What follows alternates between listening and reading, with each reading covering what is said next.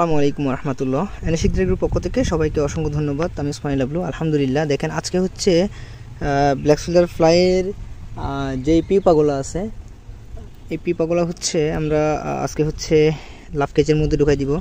এখানে হচ্ছে পিপার পরিমাণ হচ্ছে 4.5 কেজি। 4.5 কেজি পিপা হচ্ছে আমরা লাভ কেজের মধ্যে আজকে দিব।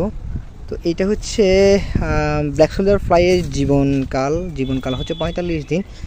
এই অবস্থায় থাকে আপনার 5 থেকে 8 দিন, এই আস্তে আস্তে এরভাবে।